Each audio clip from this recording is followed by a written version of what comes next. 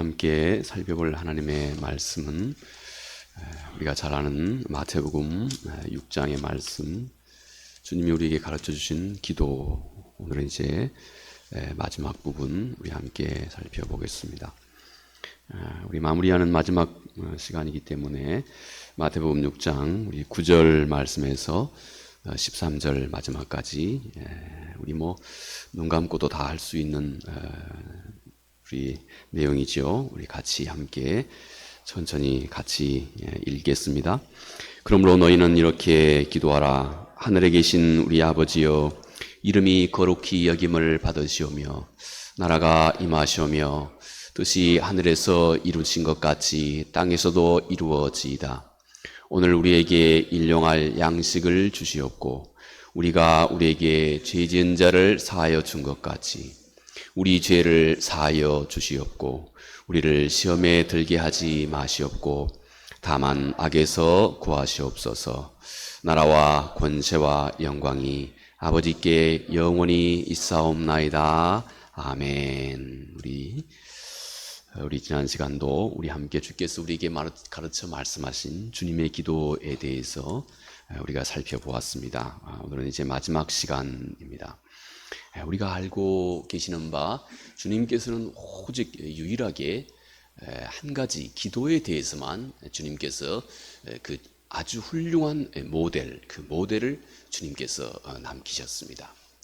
다른 그 어떤 주님의 소중한 사역 속에서도 주님이 어떤 모델로 남긴 것은 없었고 단지 이 기도에 대해서 또 우리가 아는 것처럼 우리 주 예수 그리스도는 하나님과의 막힘이 없는 가장 완벽한 교제를 하셨던 분이죠.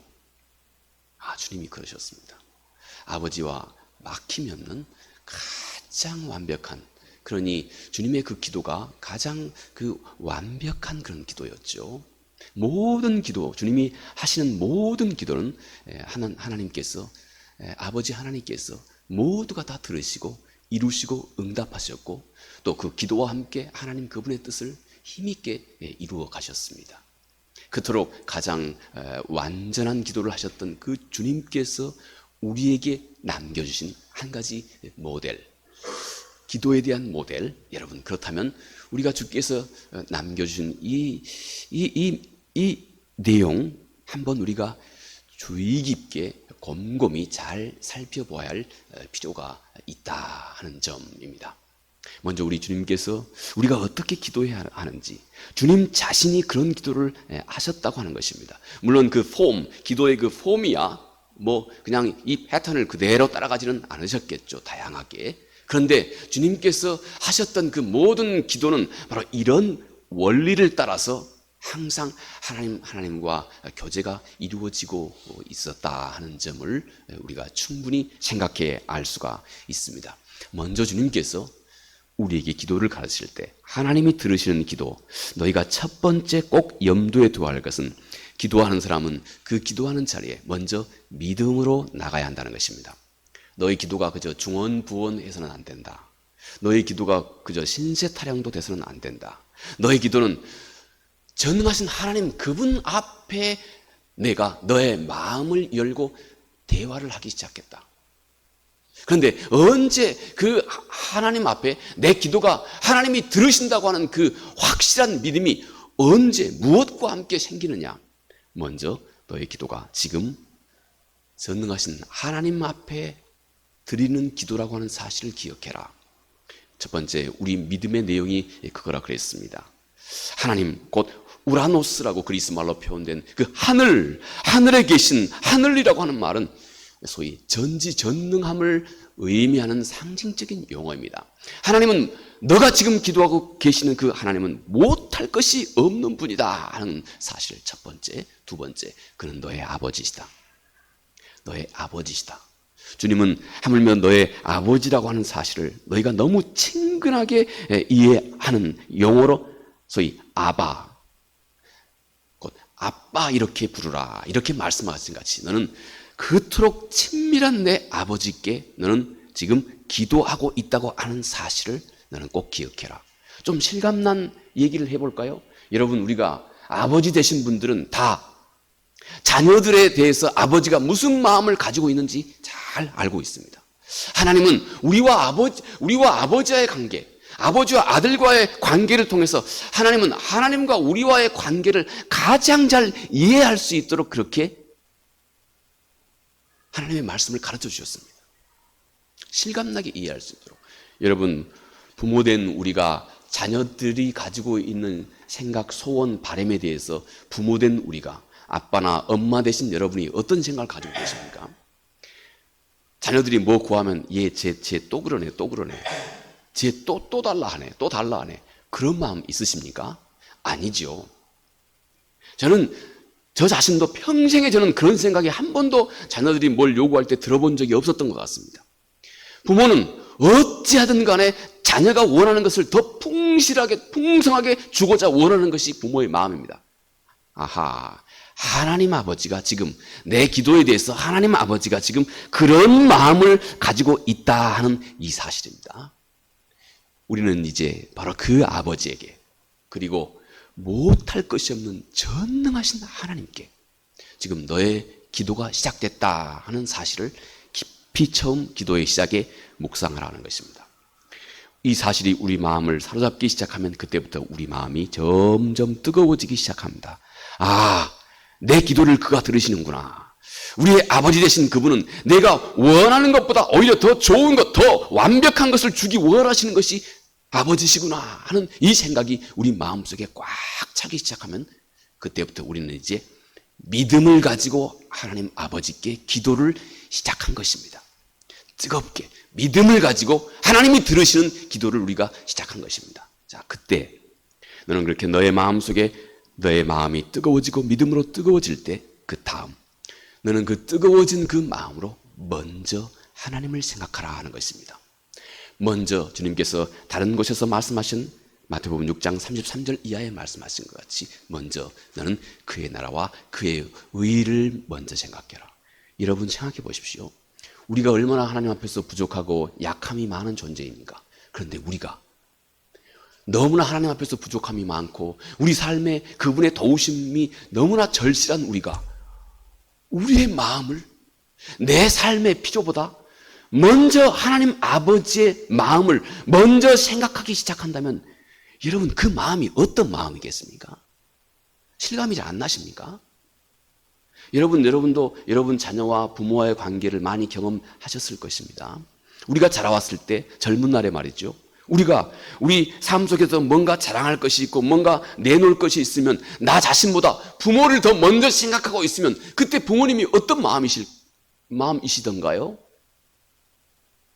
이렇게 우리 마음속에 나 자신의 직접 눈앞에 보이는 필요보다 하나님 아버지를 먼저 생각하는 그 생각 속에 앞으로 내가 기도할 그 모든 기도의 내용을 하늘 아버지가 기쁘게 들어주실 수 있는 모든 요건이 다 충족된다는 겁니다. 기뻐하신다는 것입니다. 그런 마음으로 하나님 앞에 기도하는 사람에게 하나님께서 뭐 이것저것 따지겠습니까? 그 마음의 중심을 이미 알고 있는데요. 그래서 우리의 마음 중심이 이렇게 먼저 하나님의 나라와 하나님의 의를 먼저 구하는, 우리 지난 시간에 바로 그 점을 살펴보았죠. 먼저 너는 하나님의 이름이 영원함을 얻게 하도록 하라.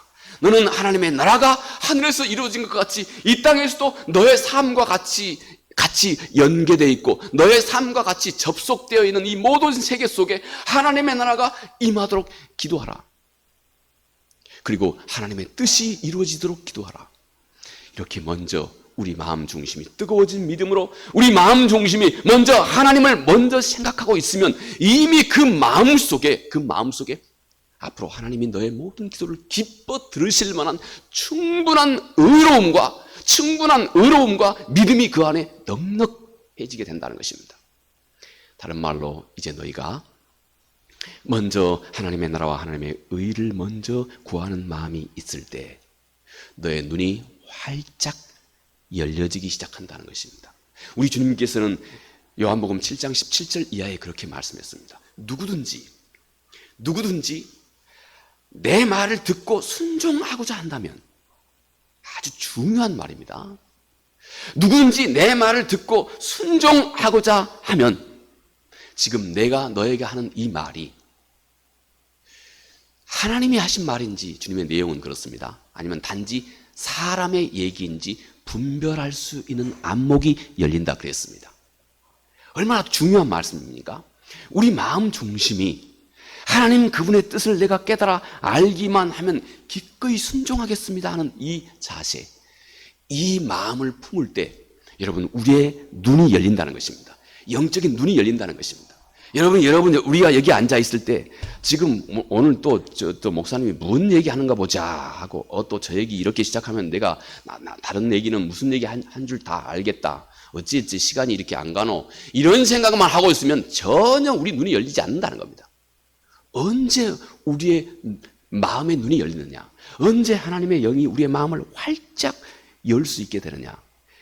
예의 주님의 말씀을 듣고 주의 말씀을 내가 듣고 깨달은 것은 이해한 것은 내가 기꺼이 순종하겠다 하는 이 마음을 품게 될 때 우리의 마음에 신비로운 영적인 안목이 열린다는 것입니다. 다시 말해서 이제 주께서 말씀하신 우리 주님께서 우리에게 가르쳐 주신 이 표준 기도, 너는 먼저 하나님 앞에 나아갈 때 너의 기도를 시작할 때 곧 하나님이 들으시는 기도는 첫 번째 믿음으로 나아가야 할 것이고 그 믿음의 내용은 무엇이냐? 너는 지금 너의 아버지께 그리고 못할 것이 없는 하늘 아버지께 구하고 있다고 하는 사실, 너의 기도를 그분은 100% 들으시고 못할 것이 없는 분이라고 하는 사실을 너가 진짜로 믿고 그분 앞에 나가라는 것입니다. 이 믿음이 우리 속에 우리 기도의 시작에 있을 때 우리 마음이 이제 뜨거워지기 시작합니다. 믿음으로 뜨거워지기 시작합니다. 이런 기도를 들으신다는 겁니다. 그러면 그 뜨거워진 너의 믿음으로 너는 먼저 하나님 그분을 먼저 생각하라는 것입니다. 너가 하나님 그분의 영광을 먼저 생각할 때 너의 눈앞에 보이는 필요가 그토록 많이 있다 할지라도 너의 마음 중심이 하나님 아버지를 먼저 생각하는 마음이 있을 때 그 마음과 함께 하나님께서 못할 일이 뭐가 있겠습니까?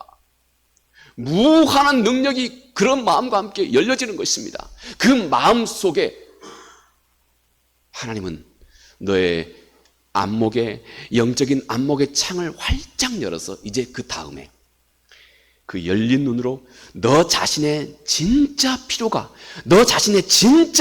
무엇인지를 알게 해주신다는 겁니다.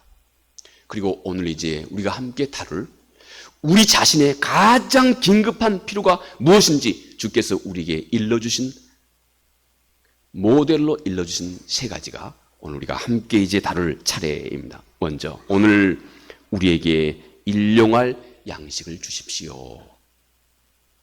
주님은 여기서 오늘 우리에게 필요한 모든 것, 이 일용할 양식이라고 하는 것은 오늘 우리에게 필요한 모든 것입니다.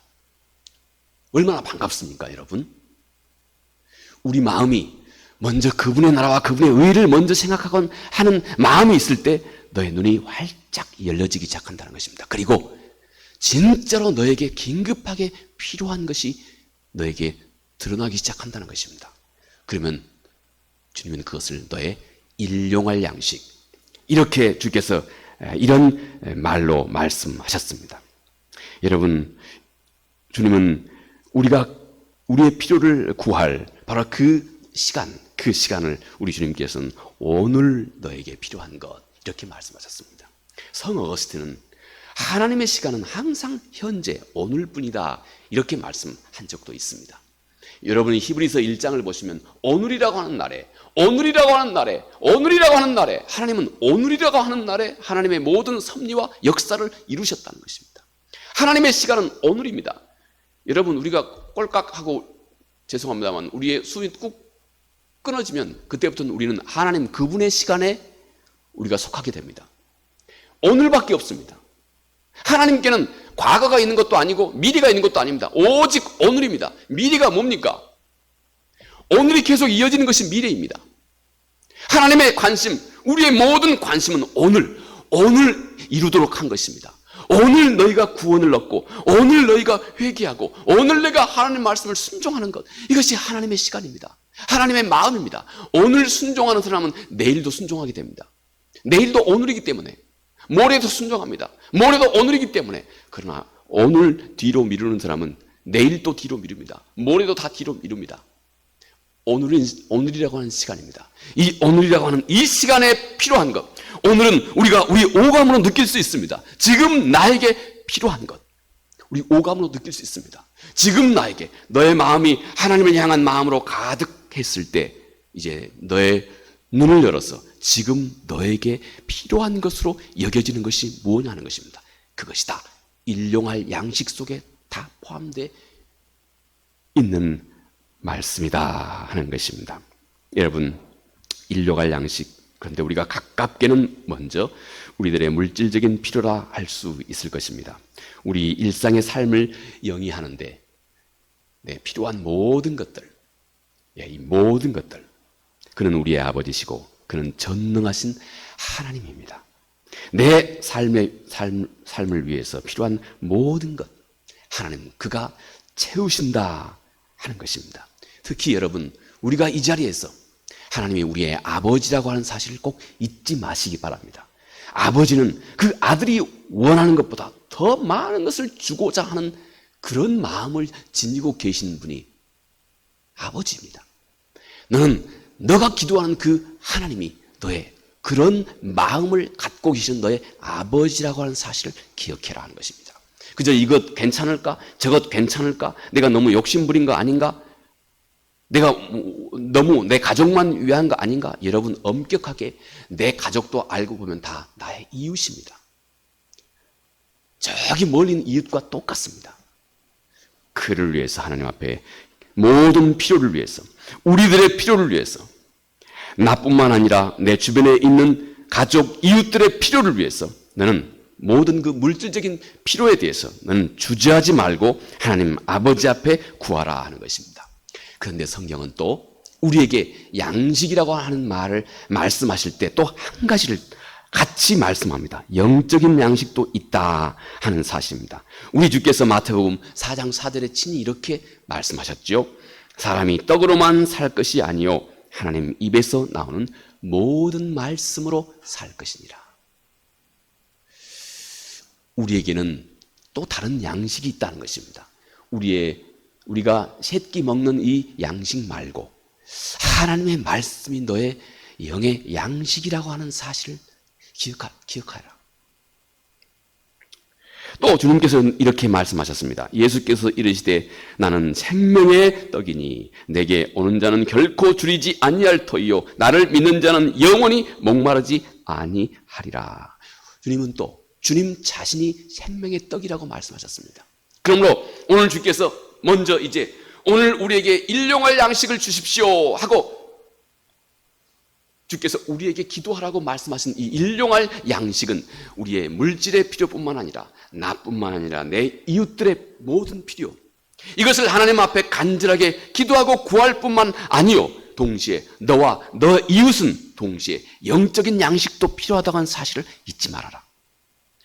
너와 내 이웃도 하나님의 말씀이 그토록 필요한 존재라고 하는 사실을 잊지 말아라. 세상 사람들은 그저 자기 의지와 지혜로 다 살아간 것 같지만 저들에게도 곧 생명의 말씀, 이 영적인 양식, 저들에게도 하나님의 말씀이 필요하다고 하는 사실을 기억하여라. 그리고 너도 저들의 양식을 위해서 기도해라. 그리고 결국은 예수 그리스도, 인격적으로 내가 예수 그리스도를 알고 만나게 되는 것이 곧 생명의 영원한 양식이라고 하는 사실을 기억해라. 그래서 너로 하여금 너는 너와 너의 이웃의 필요, 곧 일용할 양식, 물질적인 것과 그리고 영적인 양식, 그 영적인 양식은 하나님의 말씀이요 또 결국은 그 말씀의 인격적인 형태이신 우리 주 예수 그리스도, 그분을 너가 더 깊이 알고 더 인격적으로 만나고 너뿐만 아니라 너의 이웃도, 너의 형제도, 너의 딸도, 너의 아들들도, 너의 부모도 더 깊이 알고 만날 수 있도록 기도하라. 이것이 곧 또 다른 영의 양식임을 우리가 꼭 기억해야 할 것입니다.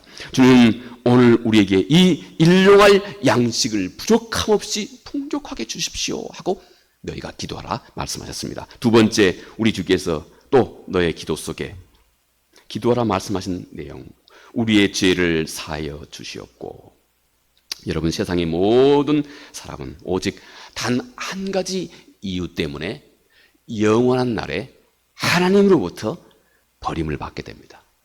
단 한 가지 문제를 올바르게 성경이 우리에게 일러준 방식대로 바르게, 겸손하게, 올바르게 처리하지 못했을 때입니다. 단 한 가지 문제. 이게 뭔지 아십니까? 얼마나 절실한 문제입니까? 죄의 문제입니다. 죄의 문제입니다. 이것이 오직 이 죄, 이것이 나를 그리고 당신을 그분의 영원한 영생의 자리에서 낙오시키는 유일한 한 가지입니다. 우리의 원수입니다. 우리를 사망으로 이끌고 가는 독한 아주 날카로운 화살과 같습니다. 이 문제를 너는 이제 꼭 너 자신의 심각한 문제라고 하는 사실을 기억해라 하는 것입니다. 너는 이것을 심각하게 다루기 시작해야 한다는 것입니다. 왜냐하면 그 죄를 너의 마음속에 건강하고 올바르게 항상 매 순간마다 올바로 처리하지 못하면 그 죄는 너의 마음을 너가 알지도 못하게 다 너의 마음을 파괴해버린다는 것입니다. 여러분, 우리 직장 생활에서도 말이죠, 건강한 우리 동료들, 우리 건강한 우리 경쟁자들이죠. 경쟁자들은 건강한 차원에서 서로 좋은 겁니다. 서로 격려하고 위로하고 또 도전도 되고 좋은 겁니다. 그런데 여러분이 우리 직장 생활하면서도 직장 동료에게 우리가 어떤 잘못된 필요 이상의 지나친 경쟁심, 그를 시기한다거나 그를 미워한다거나 하는 이 경쟁심을 내 안에, 이 죄된 요소를 내 안에 품자마자 그때부터 나는 아주 이상하게 우리의 마음이 바뀌어져 버립니다. 죄가 좀 없어졌으면 좋겠어요. 무섭게 바뀌어져 버립니다. 우리 선한 동료가 나의 심각한, 차라리 없어지면 좋을 법한 그런 심각한 경쟁자로 바꿔져 버립니다. 여러분, 그 중간에 뭐가 있습니까? 죄가 있습니다. 여러분, 태초에 에덴 동산에서 그랬습니다. 하나님은 아담과 하와의 좋은 아버지였습니다. 무엇이든지 다 막힘없이 얘기할 수 있는 아버지였습니다.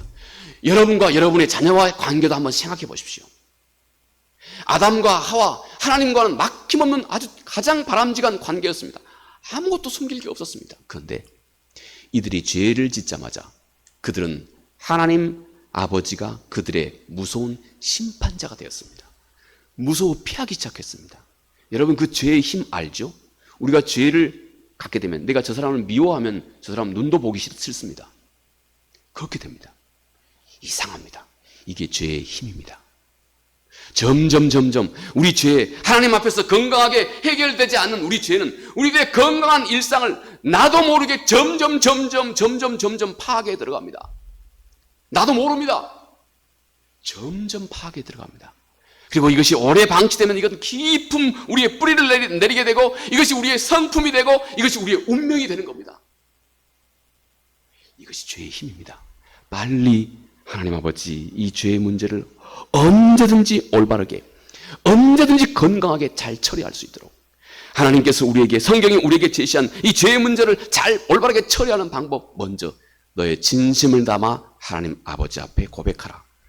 오늘 우리 집사님 기도하시는데 한마디가 진심이 담겼지 않습니까? 그런 느낌을 들었습니다. 물론 다른 분들은 또 기도하실 때 마찬가지입니다. 진심이 담겨져 있습니다. 너의 진심을 담아서 너의 죄악을 하나님 앞에서 고백하라. 여러분, 잠언 28장 13절 말씀에 이 죄를 처리하는 모습을 가장 정확하게 얘기해 주고 있습니다. 너는 너의 죄를 고백하고 그리고 그것을 버리라. Confess and forsake.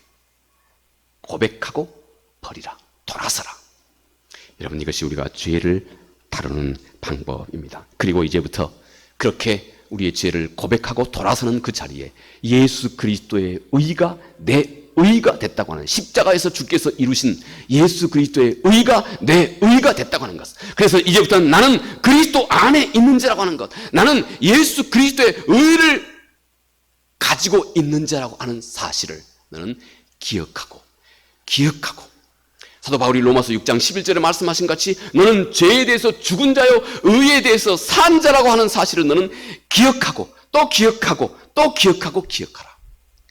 이렇게 말씀을 한 것입니다. 여러분, 이것이 우리의 마음속에서 여러분이 꼭 다른 사람이 해줄 수 없습니다. 여러분이 꼭 직접 맞닥뜨리고 해결해야 할 문제입니다. 성경이 말하는 구원은 크게 세 가지로 성경은 설명합니다. 하나는 죄에서의 구원, 이건 말입니다. 이 죄에서의 구원은 성경은 크게 세 가지로 설명합니다. 먼저 과거 우리의 죄의 기록에서 하나님이 우리를 정결케 하십니다. 우리의 믿음으로, 우리의 고백으로, 우리의 모든 과거에 우리는 부족하기 때문에 과거, 현재, 미래의 이 틀로 우리는 이 하나님의 말씀을 이해하죠. 죄를 짓게 되면 그 기록이 남겨지게 되죠. 레코드. 그리고 그 죄는 반드시 형벌을 가져다 줍니다. 여러분, 우리가 죄를 지면 즉시 우리 마음속에 무슨 이 죄책감이 느껴지지 않습니까? 그게 죄의 힘입니다. 이게 기록으로 남는다는 것입니다. 하나님 앞에서 말이죠. 그런데 우리의 죄가 하나님 앞에서 진심으로 고백될 때 과거의 모든 죄의 기록들이 사라집니다. 흰 눈처럼. 두 번째, 죄는 또 우리 현재 속에 그 파워, 힘을 갖습니다. 죄를 짓자마자 그분은 보기 싫은 겁니다. 죄를 짓자마자 하나님을 생각하기가 싫습니다. 이게 우리 속에 있는 죄의 현재 힘입니다. 죄는 이런 힘을 가지고 있습니다. 그러나 우리의 고백과 함께 죄의 현재 힘도 사라지게 됩니다. 또 죄는 미래의 그 영향력을 가지고 있습니다. 해결하지 않는 죄는 언젠가 우리로 하여금 영생에서 우리를 낙오시키는 그 힘이, 그 영향력이 있습니다. 그런데 우리가 예수 그리스도의 보혈로 우리의 죄가 고백됐을 때 모두 다 정결하게 됨이 이렇게 죄의 과거, 현재, 미래, 죄의 문제가 이렇게 과거, 현재, 미래로 해결되기 때문에 우리의 구원도 과거, 현재, 미래의 구원. 성경은 이것을 우리에게 얘기하고 있는 것입니다. 얼마나 깊은 배려입니까? 또 하나, 성경이 우리를 구원하는, 성경에서 우리에게 말씀하신 또 하나가 있습니다. 이 점에 대해서는 사람들이 많이 간과합니다. 사도 바울은 고린도후서 5장 15절에 우리는 또 우리 내 자아에, 우리 인간의 자기 사랑에서, 우리 인간의 이기적인 자기 사랑에서의 구원, 이것을 또 성경은 말하고 있습니다. 고린도후서 5장 15절에 이렇게 사도가 전합니다. 그가 모든 사람을 대신하여 죽으심은 살아있는 자들로 하여금 다시는 그들 자신을 위하여 살지 않고, 그가 십자가에서 모든 사람을 위하여 죽으신 것은 이제 모든 사람들이 다시는 그 자신을 위해서 살지 않고, 그 말입니다. 오직 그들을 대신하여 죽었다가 다시 살아나신 이를 위하여 살게 하려 하십니다. 예수 그리스도를 위해서 살게 하려 하십니다 하는 것입니다. 곧 사도 바울은 우리의 구원이 또 우리 인간의 이기적인 자아에서 구원을 얘기합니다. 아주 우리 인간의 죄의 근원이 된, 사도는 디모데서에서 그렇게 말합니다. 죄의 뿌리가 우리 인간의 자기 사랑이라고 말합니다. 자기 연민, 자기 사랑. 그런데 우리 주 예수 그리스도는 우리 인간의 이기적인 자기 사랑에서 우리를 구원하셨습니다. 그리고 이제부터는 너를 통해서 너의 이웃, 다른 사람을 위해서, 하나님의 나라를 위해서, 하나님의 이름을 위해서, 하나님의 뜻을 위해서 살게 하기 위해서 우리를 구원하셨다, 이렇게 말씀을 합니다. 성경에서 구원은 이렇게 죄와 우리 인간의 깊은 자기 사랑에서의 구원이라고 하는 사실을 꼭 기억해야 할 것입니다. 오늘 우리 주님이 말씀하신 우리의 죄를 용서해 주시옵고, 이 구절은 단순히 용서의 기도뿐만 아니라 이를 통해서 하나님과의 막힘이 없는 영적인 관계를 완전하게 회복해 가는 것입니다. 여러분, 그런데 하나님과의 막힘없는 영적인 관계, 진정한 죄에서의 해방은 여러분, 우리가 하나님을 사랑하는 것입니다. 하나님을 사랑하는 데 있는 것입니다. 우리가 진심으로 모든 죄의 굴레에서 해방된 사람은 죄 자체만 바둥바둥 하면서 이루어지는 것이 아니고 우리 마음에 하나님을 향한 풍성한 사랑이 넘쳐나면서 우리는 이 죄의 굴레 속에서 비로소 자유하게 됩니다. 또 한 가지 주님께서 말씀하신 한마디를 꼭 우리가 기억해야 됩니다. 우리가 우리에게 죄 지은 자를 용서하여 준 것 같이 우리의 죄를 용서하시고. 여러분, 얼마나 이 사실이 중요한지 또 주님께서는요, 마태복음 6장 13절에 주기도문이 끝나는데 14절 15절에 이 용서의 문제를 다시 한번 언급합니다. 그토록 중요한 문제라는 것입니다. 주님이 하신 말씀이 이것입니다. 우리가 우리에게 죄 지은 자를 용서하여 준 것 같이, 어찌 보면 조건문 아닙니까? 조건문. 너가 너에게 잘못을 행하는 자, 그래서 용서를 구하는 자를 용서하지 않고, 너는 그를 용서하지 않고 하나님 아버지 앞에 너의 죄를 용서해 달라고 그러느냐? 불가능한 일이라는 것입니다. 불가능한 일이라는 것입니다. 그것은 하나님의 나라의 논리에 맞지가 않는다는 것입니다. 그럴 수가 없다는 것입니다. 안 된다는 것입니다. 그러므로 우리가 꼭 기억해야 합니다.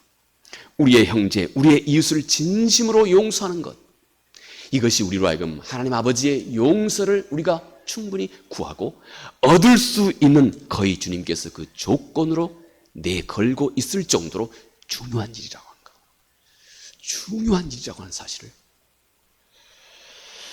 꼭 기억해야 합니다. 우리 주님께서 이렇게 말씀하셨죠. 진실로 너희에게 이르노니 무엇이든지 너희가 땅에서 매면 하늘에서도 매일 것이요 무엇이든지 땅에서 풀면 하늘에서도 풀리리라. 여러분, 우리의 마음을 진심으로 돌아보시기 바랍니다. 내가 혹시 그 어떤 사람과 더불어서 여전히 풀려지지 않는 매듭을 마음속에 갖고 계십니까? 우리 어른들은 이 매듭이 뭔지를 다 이해하시리라고 생각합니다. 물론 우리 시원이 시여기는 조금 어렵겠지만, 그런데 제 두 아이는 아주 똑똑해서 웬만한 우리 더 잘 압니다. 매듭 우리 알고 있죠. 하나님도 알고 계십니다. 매듭은 이 땅에서 풀라는 것입니다. 너가 만약 이 땅에서 매듭을 여전히 너의 이기적인 고집으로, 너의 아집으로 여전히 풀지 않고 있으면 하나님의 나라에서도 풀리지 않는다. 하나님의 나라에서 풀리지 않는 매듭이 있다고 하는 거, 여러분 무슨 말이겠습니까? 나는 두려워서 잘 설명하기 어려울 그런 말씀의 한 면을 갖고 있습니다. 그처럼 중요하다고 하는 말입니다. 그처럼 중요한 일이다 하는 것입니다. 우리가 진심으로 이웃을 용서하는 것은 사랑하는 것으로 완성된다고 하는 사실을 꼭 기억해야 합니다. 마지막, 주께서 우리에게 이제 너희를 위해서 기도할 세 가지 중에 마지막, 우리를 시험에 들게 하지 마시옵고 악에서 구하소서. 이것이 또 우리 삶에 아주 중요한, 너가 꼭 기도해야 할 중요한 요건 중에 하나라는 것입니다. 여러분, 시험, 유혹과 어려움의 상황이지요. 이 기도는 우리를 이 유혹에 빠지지 않도록 하나님이 우리를 보호해 주십시오 하고 우리의 약함을 알고 있는 우리가 진심으로 그분께 구하는 것입니다. 여러분, 언제까지나 성공할 수 있는 것, 언제까지나 뜨거운 믿음을 우리 안에 가질 수 있는 바로 그 비결이 무엇인지 아십니까? 내가 약한 것을 정말 알고 있는 사람입니다. 나는 하나님 앞에서 진짜 글자 그대로 nothing, 아무것도 아닙니다. 나는 진짜 하나님 앞에서 내가 스스로 가지고 있는 것도 아무것도 없습니다. 나는 하나님 앞에서 내가 스스로 하나님이 기뻐하시는 어떤 일, 영적인 가치가 있는 어떤 일을 나는 스스로 또 해낼 수 있는 능력도 아무것도 없습니다. 하나님, 나는 정말로 하나님이 필요한 사람입니다. 이 겸손을 가지고 있는 사람이 여러분의 우리 삶의 마지막까지 하나님을 향해서 뜨거운 열정을 품을 수 있습니다. 문제는 언젠가 우리의 마음이 교만해진다는 데 문제가 있습니다. 교만해지면 그 순간부터 우리의 모든 영적인 진보가 다 멈춰버립니다. 끝나버립니다. 그런데 유독 하나님이 그에게 평생간 뜨겁게 그의 삶을 헤쳐갈 수 있는, 힘있고 뜨겁게 헤쳐갈 수 있는 그 저력을 누가 끝까지 가질 수 있느냐? 겸손한 사람입니다. 겸손한 사람은 한없는 지혜를 배워갑니다. 한없이 그는 넓고 깊은 지혜를 터득해 갑니다. 겸손은 깊은 샘과 같아서 한없이 하나님의 그 생명의 은혜를 받아들입니다. 이게 겸손함입니다. 우리와 하여금 하나님께서 때때로 이런 겸손함을 우리 삶 가운데 끝까지 잘 지켜 유지하도록 하기 위해서 하나님은 때때로 많은 경우 우리에게 시험과 환난을 통해서 우리의 약함을 알게 해 주십니다. 이것이 우리가 가지고 있는, 우리가 접하고 있는, 우리가 앞에 있는 모든 문제들이 우리에게 가져다 주고 있는 하나님의 그 보이지 않는 손길입니다. 이를 통해서 하나님은 나를 알게 하고 나와 하나님과의 관계를 올바로 다시 재정립하고 나로 하여금 하나님 앞에서 끊임없이 그분의 은혜를 언제든 더 깊게 받을 수 있는 그런 역량을 우리에게, 이 겸손함을 통해서 우리에게 가져다 주는 것입니다. 가장 우리에게 심각한 원수가 교만함이라고 하는 사실을 꼭 기억하십시오. 고린도전서 10장 13절에 그런데 하나님께서 우리에게 이렇게 사도의 말씀을 통해서 말씀합니다. 사람이 감당할 시험밖에는 너희가 당할 것이 없나니 오직 하나님은 미쁘사 너희가 감당치 못할 시험 당함을 허락지 아니하시고 시험 당할 즈음에 피할 길을 내사 너희로 능히 감당하게 하시느니라. 여러분, 여기서 사도가 말씀하신 피할 길, 우리가 시험 당할 때 피할 길을 하나님께서 늘 공급해 주신다는 것입니다. 할렐루야. 하나님이 피할 길을 공급해 주시는 분입니다. 이 말씀으로 보아 하나님께서 그 이전에 우리가 겪는 모든 시험과 환난도 하나님께서 마치 저울처럼 잘 저울질하고 계신다고 하는 것을 알 수 있습니다. 하나님은 우리가 겪는 모든 환난 혼자만 겪는다고 그렇게 생각하지 마십시오. 아십니다. 우리의 약함을 아시고 그는 모든 것을 치밀하게 저울질하셔서 내 딸이 경험할 수 있는 것인지, 이겨갈 수 있는 분량인지, 내 아들이 경험에 극복해 갈 수 있는 분량인지 아니면 넘는 것인지, 그런데 만약 이길 수 없는 너무 지나친 것이 있다 싶어지면 하나님께서 피할 길을 주신다. 성경에서 사도의 그 깊은 마음속에 피할 길이라고 하는 것은 물리적으로 우리가 이 길 가다가 안 되겠으니까 이 길로, 반대길로, 다른 길로 갈 수 있는 이 물리적인 피할 길이기도 합니다. 분명히 그렇습니다. 두 번째, 여러분, 우리 성서의 전체를 통해서 하나님이 우리에게 주신 피할 길, 누구나 공통적으로 적용되는 그 피할 길이 뭘까요? 우리의 겸손함입니다. 겸손한 사람은 절대 유혹에 빠져들어가지 않습니다. 겸손한 사람은 절대 다른 사람을 시기하거나 질투하지 않습니다. 겸손한 사람은 다른 사람이 했던 한마디 말로 절대 큰 상처를 입어서 그냥 나 절대 너 용서 못하겠다고 3박 4일 동안 그렇게 끙끙 앓지도 않습니다. 겸손한 사람은 모든 환난을 피해갈 수 있는 지혜와 능력을 갖게 됩니다. 겸손이 또 하나, 하나님이 우리에게 주신 피할 길이라고 하는 사실을 꼭 마음에 두시기 바랍니다. 자, 우리 오늘 주께서 우리에게 당부하신 하나님이 들으신 기도 우리 함께 살펴보았습니다. 하나님이 들으신 기도, 먼저 너의 믿음으로 그에게 나아가라. 두 번째, 뜨거워진 너의 믿음으로 먼저 하나님의 나라와 하나님의 의를 생각하라. 세 번째, 이제 너의 눈이 밝아질 때 너의 진정한 필요를 위해서 하나님 앞에 담대하게 아버지께 구한다는 이 믿음 잃지 않고 구하라. 그리고 이제 너의 기도의 마지막에 그의 나라와 그의 권세와 그의 영광을 찬양하라. 그리고 아멘으로 너의 기도를 마무리하라. 기도하겠습니다. 우리 오신 아버지 하나님, 고맙고 감사합니다. 하나님이 들으신 기도, 가장 모범적인 기도를 하셨던 우리 주께서 친히 남기신 유일한 표본과 같은 아버지 하나님, 이 기도의 아버지 하나님 방식 주께서 우리에게 일러주셨습니다. 우리 마음속에 깊이 두고 이제는 우리가 어떤 형태의 기도를 한다 할지라도 늘 주께서 우리에게 말씀하신 이 기도의 원리를 마음속에 두고 주와 교제할 수 있도록, 놀라운 하나님의 은혜를 체험할 수 있도록 도와주시옵소서. 예수님 거룩하신 이름으로 기도합니다. 아멘.